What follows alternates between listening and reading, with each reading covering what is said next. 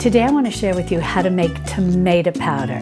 This is perfect if you've harvested a lot of tomatoes or you got a lot of tomatoes from the farmer's market and you're wondering what to do so that you don't waste anything.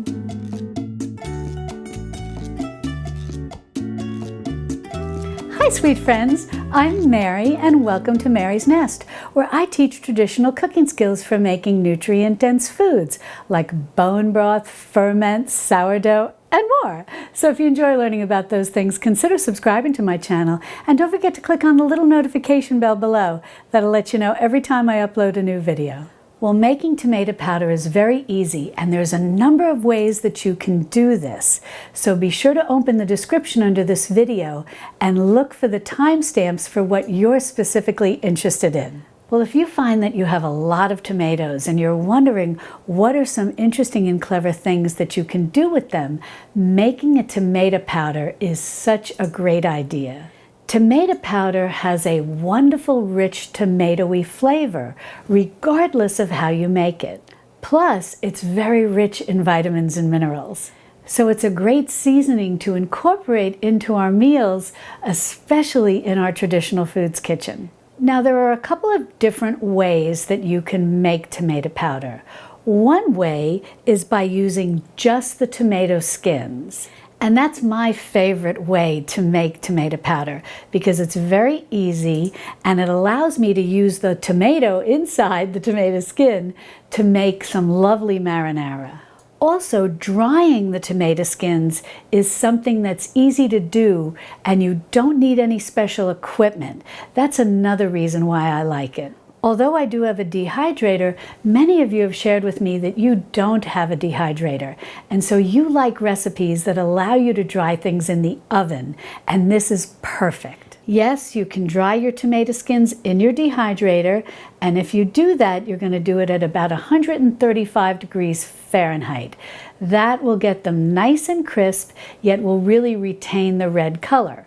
And it will take maybe about 6 hours till the skins are nice and crisp. If, however, the skins do have a little bit of the tomato flesh on them, it may take a little longer to dry them, but you want to check them at 6 hours and maybe move them around a little bit if they're not quite crisp, and then just check them every hour or so. Once they're really dry and crisp that you can just snap them, then you can move on to turning them into a powder, which we'll talk about in a minute. If you're using your oven, what you'll do is take some baking sheets, line them with parchment paper, and then put your tomato skins down onto the parchment paper in one layer. Then you're going to go ahead and put them into your oven on its lowest setting. If you have an oven that can be set at 150 degrees Fahrenheit, you're all set. However, I know some of the modern ovens will only go to about as low as about 170 degrees Fahrenheit or 180 degrees Fahrenheit, and some will only go to 200 degrees Fahrenheit. But that's okay.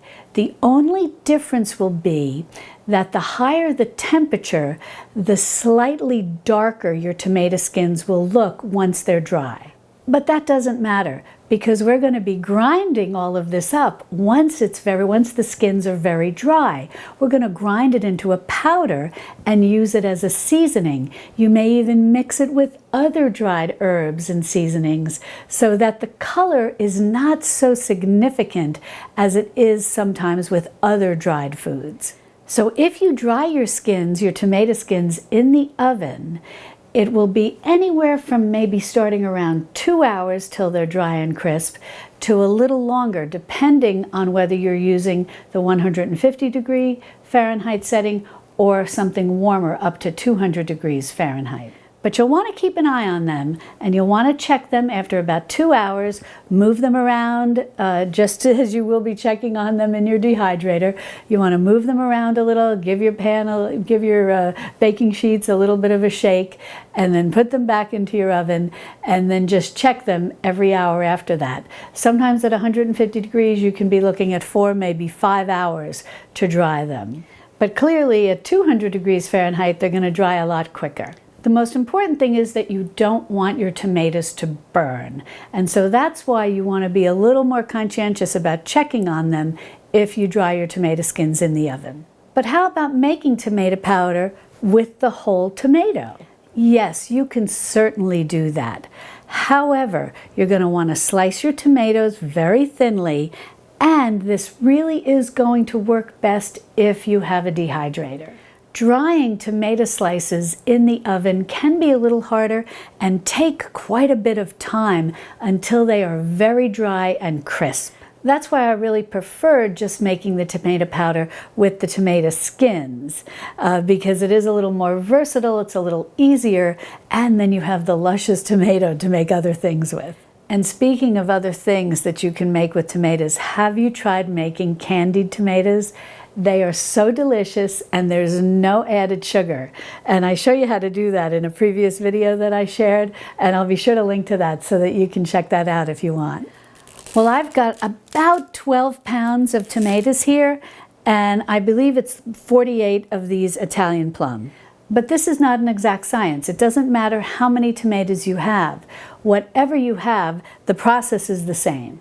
Now, the first thing that we're going to need to do is remove the skins from our tomatoes. And this is very easy to do. We're basically going to submerge these into boiling water. The skins are going to start to peel back. Then we're going to submerge them into ice water, and then we're going to peel off the skin. It's really not difficult to do at all. So what you're going to want to do is get a stock pot, fill it 2/3 of the way full with water, and then bring it up to a boil. Now, I like to use a small stock pot because I like to just submerge 6 tomatoes at a time into my boiling water, because I find that's the perfect amount so that the water temperature doesn't drop too quickly and then takes longer to come back up to a boil. But if you want to use a larger stock pot, certainly you can do that. Now, what I like to do to prepare my tomatoes before I submerge them into the boiling water is to take a paring knife and just cut them on the top, making a little cross mark. Now, this is not required. The skins will burst and start to peel back regardless. However, I like to just do this to help it a little, to basically split where I want it to split to make it easy for me to peel. Now, while we wait for the water to come up to a boil, I just want to go over a few things regarding the dehydrator. For the oven, it's easy. As I mentioned earlier, a baking sheet or a baking pan, whatever you have, line it with some parchment paper and you're done. Now, with a dehydrator, there's all different types of dehydrators, and there are different options in terms of the accessories when it comes to drying things. If you have a round dehydrator and you have one of these type trays or multiple types of these trays that are used for making fruit leathers, these can be great for putting your tomato skins on. Now, can you put the tomato skins directly onto the grates? I guess for lack of a better word, the grates in the dehydrator? Yes, but you want to keep in mind that tomato skins, just like tomatoes, do have natural sugars in them. And so they may stick to that mesh grating.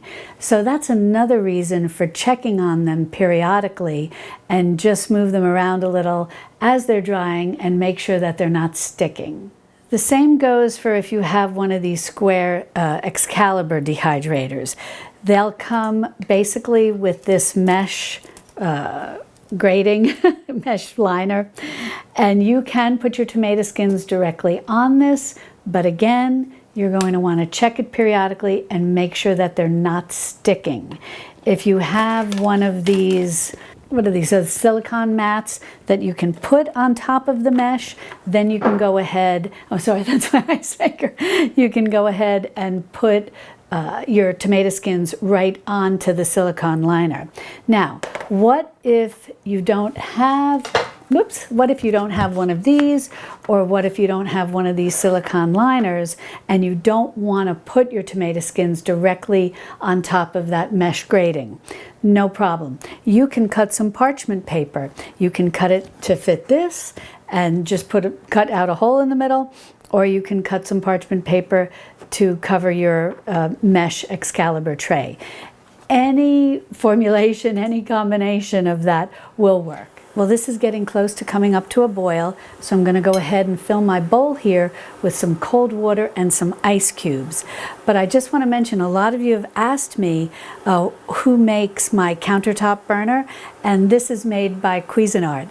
I've had it a long time, and so I don't know if it's still available, but if I can find it, I'll be sure to put a link in the description below. Well, my water has come up to a rolling boil, so I'm going to go ahead and put in 3 Roma tomatoes, plum tomatoes, and then I'll go ahead and put in another 3, and this really only takes like 30 to 60 seconds. The skins will split and they'll start to peel away from the tomato, and you'll know they're ready to remove. So you'll see just after about 30 seconds, the skins are starting to split and peel away from the tomato. So we're going to go ahead and submerge these down into some nice ice cold water to stop the cooking.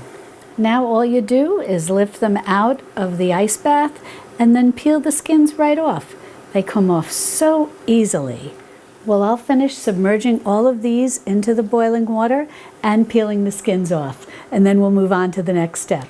Well, I've got all the skins off of my tomatoes, and I have 3 dehydrator sheets here all ready to go. Now, what you want to do, whether you're doing this in the oven or the dehydrator, you want to make sure that you do your best to get the tomato skins in a single layer. Now, I'm going to go ahead and put these in my dehydrator, set at 135 degrees Fahrenheit. If you're doing this in your oven, the lowest setting that you can do it on is great, whether it's 150 degrees Fahrenheit or 200 degrees Fahrenheit. Or anywhere in between that 150 to 200. Anything will work, but the lower the better. Now what you're going to be looking for is for these to be completely dry to the point where they're brittle. And if you pick them up, you can snap them. And I'll show you exactly what I mean once these are dry. And as to these tomatoes, if you'd like to see me turn these into a delicious yet easy to make marinara sauce, consider clicking on the notification bell below, and that'll let you know when the video comes out where I make this into a marinara sauce. Well, these have dried beautifully, and this is exactly what you're looking for. You want them very crisp, almost like dried leaves, or like a potato chip, a very thinly sliced potato chip. And I'll show you what I mean. See? Look at that. And I'm going to bring you in for a close-up so that you can both see and hear how fragile they are and how they break very easily. Now, after about an hour in the dehydrator, and you can do the same in the oven, I just checked on them to see how they were doing, and if any were kind of sticking a little, even to my silicone mat here, I just loosened them a little, I moved everything around a little, and then I let them go to continue drying. Now, in order to turn these into a powder, we're going to want to pulverize them, and you have so many options. I like to use these little spice grinders or coffee bean grinders. They work great, but you can use a regular blender, you can use a high-speed blender, you can use a food processor, even a mortar and pestle will do the job. So let's go ahead, listen to that. Let's go ahead and start pulverizing these, and then you can see how the powder looks, and we'll talk about shelf life. Now I just want to show you a close-up of what this looks like as you pulverize it. And it is going to take you anywhere from 30 to 60 seconds, depending on what type of device you're using to pulverize it. And something that I think you're going to really enjoy is the aroma is so tomatoey when you start to pulverize these skins. It's just delightful. Well, here is our glorious tomato powder, and I think you're going to be so amazed at the fragrance as well as the tomatoey taste that comes just from the skins. Now, for storing it, and I also want to talk about some flavoring options. To store this, you're going to want to put it in some sort of spice jar, a little jar, whatever you have, as airtight as possible, and store it in your pantry. It'll stay fresh and flavorful, assuming you've dried your tomato skins really, really well to the crispness that I showed you. It should retain its flavor and freshness for about 3 to 6 months. You could also refrigerate it if you want to maintain its flavor longer. Now for flavoring options, I'll share with you what my favorite way is to use this. And be sure to open the description under this video where you see the word recipe. Click on that link. That'll take you over to my website, same name as my YouTube channel, Mary's Nest, where I'll have all these instructions for making this tomato powder, as well as some ideas on how to use it and what to mix it with. My favorite way to use this tomato powder is to turn it into a seasoning blend, where you take the tomato powder and you mix it with some sea salt and some red pepper flakes and maybe some Italian seasoning, or maybe some just dried basil and dried oregano. You mix that all up and you sprinkle that on different Italian dishes. It's wonderful sprinkled on top of a homemade focaccia. And if you want to learn how to make your own homemade Italian seasoning, I'll be sure to link to the video where I show you how to make that, along with a whole host of other seasoning blends as well. Now you can also just keep this plain and use it as is, and put it by the tablespoon, maybe into a soup to boost the tomato flavor, or even just take a tablespoon of this into a coffee mug, add hot water, and you've got tomato soup. But I'll have a whole host of ideas for you over on my website. Well, if you'd like to learn how to make more things with tomatoes, including a fermented salsa, how to water bath canned tomatoes, if that's something interesting to you, how to make a very easy tomato sauce, and more, be sure to click on this video over here where I have a whole tomato playlist, and I'll see you over there in my Texas Hill Country Kitchen. Love and God bless.